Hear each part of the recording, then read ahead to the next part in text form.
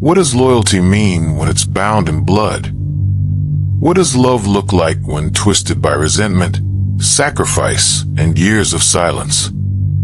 Tonight, we confront a case that left investigators questioning not just the evidence, but the very meaning of family itself. This is the story of a son, broken, angry, and desperate for freedom, and a father, confined, dependent, yet strangely in control. On the surface, it was a household defined by tragedy. A disabled father cared for by his only child. But behind closed doors, something else was unfolding. A slow build of tension that would eventually explode into an act so violent, so shocking, that it seemed to defy reason. By the end of this video, you will know the chilling truth behind a case the press came to call the damaged son and his disabled father. The story begins in a small working-class neighborhood, where houses stood close enough for neighbors to hear arguments through the thin walls. It was here that 28-year-old Matthew Doyle lived with his father, Richard. Richard Doyle was 61 years old, a man whose body had betrayed him after a devastating stroke left him partially paralyzed. He could no longer walk unassisted. His hands shook uncontrollably when he tried to feed himself. Simple tasks became impossible without help. For years, his only son, Matthew, was his caregiver. Matthew had once been described as bright, even promising, but that promise had withered over time. He had dropped out of college after only a year. He drifted from job to job, often quitting without notice.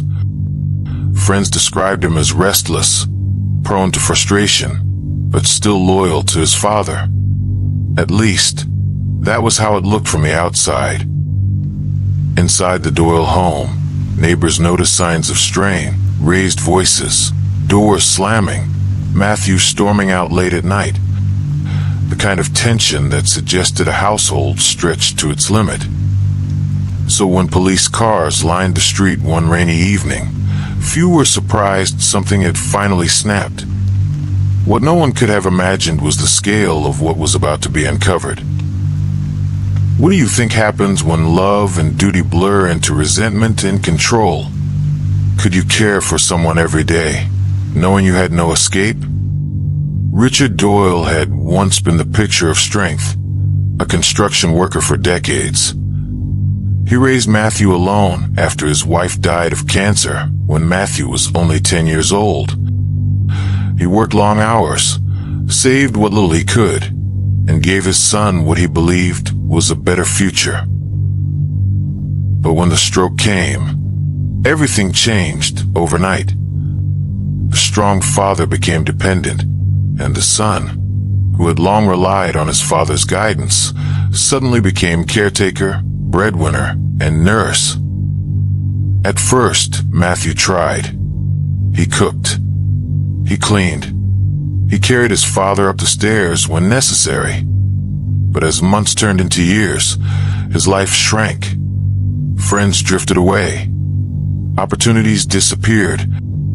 Every plan for the future dissolved into the same daily routine, caring for Richard. Family acquaintances later recalled how Matthew spoke of his situation. Sometimes, he sounded proud. "It's my duty. He took care of me. Now I take care of him." But at other times, his words hinted at bitterness. "I'm stuck. My life isn't mine anymore." There were small but strange details too. Neighbors noticed Matthew rarely let anyone inside the house. Curtains were always drawn. Deliveries were left on the porch for days. Some even whispered that Richard seemed invisible. They rarely saw him outside, even in his wheelchair. And yet, when Richard was seen, he still seemed in charge. Police records would later reveal something unusual. Richard had maintained sole control of the family's finances, including disability payments and savings accounts. Matthew, despite being his caretaker, lived on whatever his father chose to provide. It was a power dynamic few understood. The disabled father, physically weak, yet holding all the authority. The able-bodied son, capable of independence, yet bound in place. A situation that grew more volatile with every passing day. But no one realized how far Matthew's frustrations had gone, not until a neighbor heard something one night that made them pick up the phone and dial 911. Investigators would later piece together a disturbing portrait of life inside the Doyle home. Matthew's resentment wasn't only about sacrifice, it was about control. He felt trapped, yes. But more than that, he felt powerless. Friends recalled him complaining that his father treated him like a servant, never acknowledging the care he provided. He wanted gratitude. Instead, he felt invisible. There were arguments, loud enough for the neighbors to hear, muffled enough that no one could make out the words. Sometimes, the shouting was followed by silence that stretched on for hours. Other times, by the sound of something breaking. Yet in public, Matthew insisted all was fine. When he ran errands, he spoke politely of his father, saying they managed just fine together. When social workers visited, the house appeared clean. The father properly cared for. The facade of normalcy held, at least on the surface. But beneath that surface, pressure was building. Investigators found notes Matthew had scribbled on scraps of paper, tucked away in drawers. Angry fragments of thought. What about my life? He'll never let me go. This house is a prison. To outsiders, it seemed like just another strained family. But inside, it was a powder keg waiting for the smallest spark. And that spark was coming. One night, a sound pierced the silence of the street. A sound that would bring police rushing to the Doyle home and uncover a crime so baffling that detectives still struggle to explain it. It was a Thursday night, a quiet, wet evening, the kind where even the sound of cars passing seemed muffled by the rain. Most of the neighbors were already indoors, their televisions glowing in living room windows. Inside the Doyle home, tension had been building all day. According to Matthew's later statement, the argument began over something small, a dinner plate. His father had criticized him for undercooking the meat, his voice sharp, dismissive, cutting. But for Matthew, it wasn't about the food. It was about years of words that felt like shackles. The shouting escalated. Richard, weakened by his condition but still commanding, accused his son of being lazy, ungrateful, and wasting his life. Matthew, cornered, shouted back, his voice breaking through the walls of the house. Neighbors later recalled hearing a single slam, followed by silence. Then, faintly, what they thought was crying, but no one intervened. In this neighborhood, arguments were private matters. What happened next was pieced together only later, through fragments of evidence and Matthew's own conflicting accounts. At some point that evening, something broke inside Matthew. He would later tell police he felt a sudden calm, as though a decision had already been made for him. And when investigators finally entered the house hours later, what they found inside suggested that Matthew's calm had been anything but. The 911 call came from a neighbor just after 11:15 p.m. She reported hearing a loud crash, followed by what sounded like someone dragging something heavy across the floor. When officers arrived at the Doyle home, they found the front door unlocked, standing slightly ajar. The living room told the first part of the story. A lamp had been knocked over. The rug was bunched, as though someone had stumbled across it. Near the couch, police noticed streaks, faint at first, then darker, unmistakable blood. In the center of the room was Richard's wheelchair. Empty, one wheel still faintly spinning. The search of the house led them down a narrow hallway into the kitchen. On the tiled floor, they found Richard Doyle. He had been struck several times in the head with what investigators quickly identified as a heavy cast iron skillet. The object still lay beside him, bloodied. Its handle smeared with prints later confirmed to be Matthew's, but there was something strange. Richard was not dead. He was breathing, shallow and irregular, but alive. An ambulance was called immediately, and Matthew, he was nowhere to be found.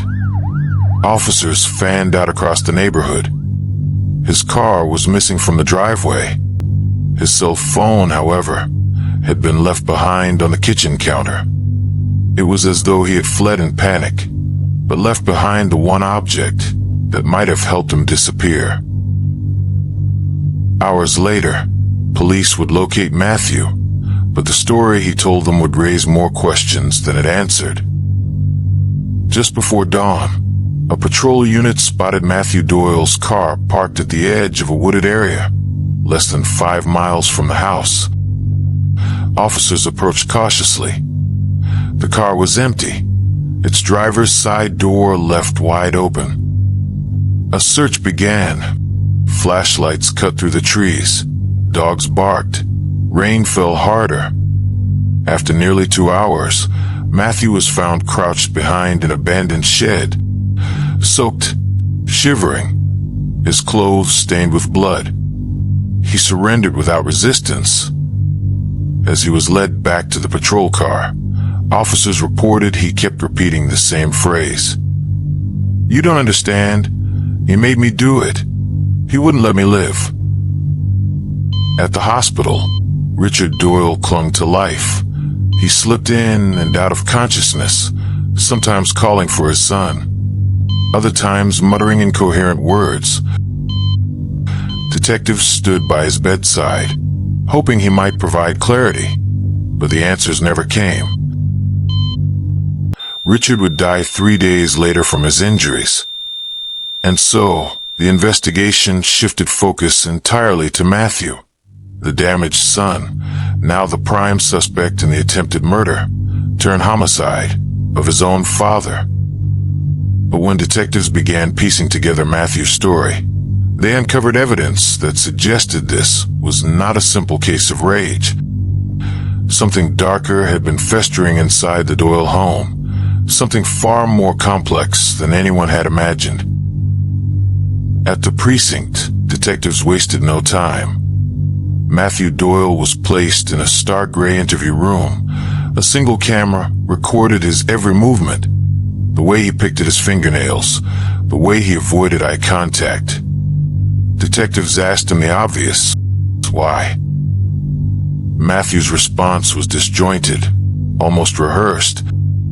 He claimed his father had been controlling every aspect of his life. His finances, his friends, even his freedom. "He wasn't just my father," Matthew said, his voice flat. "He was my warden." But when pressed for details, Matthew's story shifted. Sometimes he insisted it had been self-defense. Other times he said he just snapped. He contradicted himself so often that even seasoned investigators couldn't tell if he was lying, or if he truly believed every version of his own story. What struck detectives most wasn't what Matthew said, but what he didn't. He never once asked if his father was alive. And when police dug into the Doyle family's past, they uncovered a history of tension that stretched back far longer than anyone had realized. Interviews with relatives painted a troubling picture. Richard Doyle had once been a respected man, disciplined, sharp, demanding. But after his accident left him partially disabled, his frustration often turned inward, spilling onto those closest to him. Family members recalled arguments that bordered on cruelty. He belittled Matthew in front of others, calling him weak, unmotivated, incapable. Yet, despite the harshness, he also depended on Matthew for everything: meals, transportation, daily care. Neighbors confirmed they often heard shouting from the house. Some said Matthew seemed withdrawn, always rushing to get back home, as if afraid of leaving his father unattended too long. Others insisted Richard was simply old-fashioned, strict but not abusive. The truth lay somewhere in between. Their bond was not just father and son. It was jailer and inmate, caregiver and burden. Love and resentment fused together until neither could breathe without the other. But buried within this complicated history was something even more disturbing. A discovery that would change the entire trajectory of the investigation. While combing through the Doyle home for additional evidence, investigators found a locked drawer in Richard's study. Inside were financial records, legal documents, and, most surprisingly, a handwritten journal. The entries revealed that Richard had been planning to change his will. He intended to leave the bulk of his estate, including the family home, not to Matthew, but to a distant cousin who had occasionally visited. The timing was chilling. The documents were dated just weeks before the attack. For detectives, the motive now seemed clearer: resentment, desperation, and the looming threat of being cut off entirely. But when confronted with this discovery, Matthew's reaction was not what they expected. Instead of shock or anger, he simply muttered, "Of course he did. He never wanted me to have anything." Then he fell silent, staring at the wall, as though the weight of years had finally crushed him. To investigators, it looked like the case was closing in on him, but what they didn't know was that another twist was waiting, one that would complicate everything they thought they understood about the night of the crime. The courtroom was packed. Reporters filled every bench, sketch artists poised with sharpened pencils. For the community, this wasn't just another trial. It was the unraveling of a relationship everyone thought they understood, but never truly saw. Matthew Doyle walked in wearing a plain suit, his face unreadable. The prosecution painted him as a cold, resentful son who had finally lashed out against a father who dared to control him. They pointed to the will, financial records, and the sheer brutality of the attack. This, the prosecutor declared, was not a moment of madness. This was a calculated act born of hatred and greed. The defense, however, told a different story.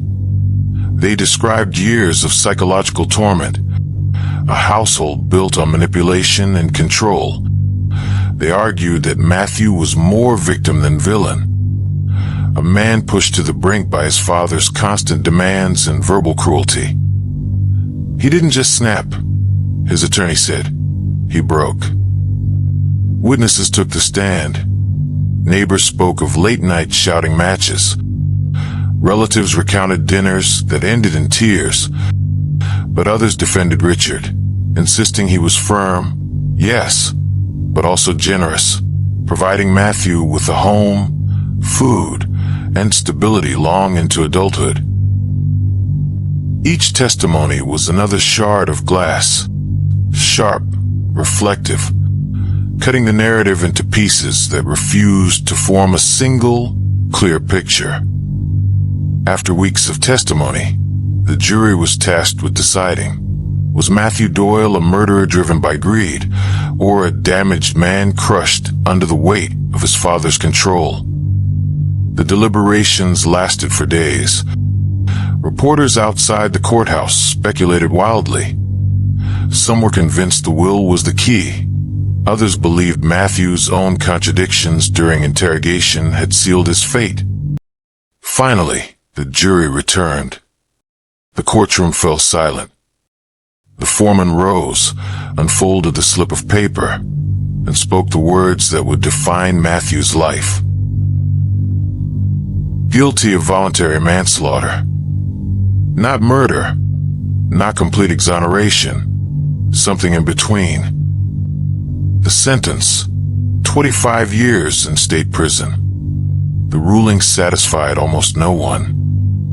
To Richard's relatives, it was far too lenient, a slap on the wrist for a brutal killing.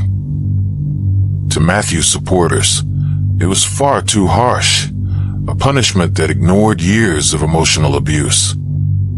The truth, it seemed, lay in the murky middle, where justice rarely feels complete. In the months following the trial, the Doyle house was emptied. The blinds stayed closed. The lawn grew wild. And eventually, the property was sold. Neighbors said it felt like the end of an era, though not one they missed. Documentaries were made. Opinion pieces were written. Some saw Matthew as a monster who turned on the very man who had raised him. Others saw him as a casualty of a broken dynamic that had poisoned both lives. But one question haunted everyone who followed the case. Could this tragedy have been prevented?